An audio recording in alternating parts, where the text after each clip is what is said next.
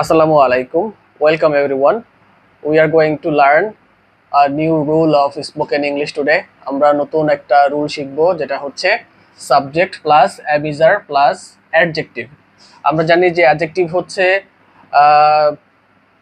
এমন ওয়ার্ড যেগুলো দিয়ে দোষ, গুণ, সংখ্যা, অবস্থা, পরিমাণ এগুলো বোঝায়। যেমন আমি ক্ষুধার্ত। ক্ষুধার্ত এটা একটা স্টেট, এটা একটা অবস্থা। তো এটাকে আমরা ইংরেজি করার জন্য এই স্ট্রাকচারটা ব্যবহার করব, সাবজেক্ট, অ্যামিজার, অ্যাডজেক্টিভ। আমি ইংলিশ হচ্ছে আই, অ্যামিজার থেকে এম বসবে কারণ আই এর সাথে সবসময় এম বসে। I am. ক্ষুধার্ত ইংলিশ হচ্ছে হাংরি।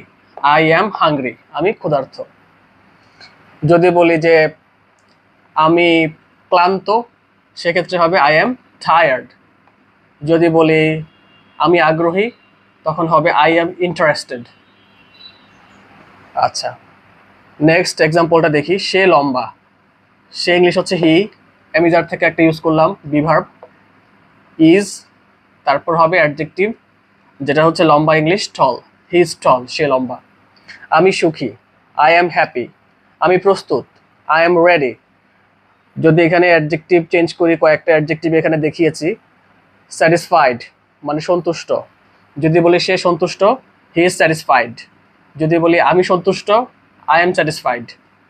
যদি বলি আমি আনন্দিত, আই এম গ্ল্যাড। সে আনন্দিত, হি ইজ গ্ল্যাড। তুমি আনন্দিত, ইউ আর গ্ল্যাড।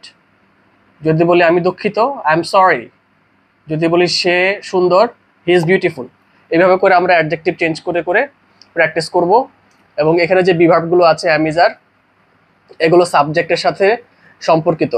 সাবজেক্টের উপর বেস করে নিয়ে এখানে এম বসবে, ইজ বসবে অথবা আর বসবে। এগুলো আমরা ব্যবহার করব এবং নতুন নতুন বাক্য তৈরি করব। তো ধন্যবাদ সবাইকে লেসনটি দেখার জন্য। আমরা নেক্সট লেসনে অ্যাডজেক্টিভের আরও কিছু ব্যবহার দেখব। ধন্যবাদ সবাইকে।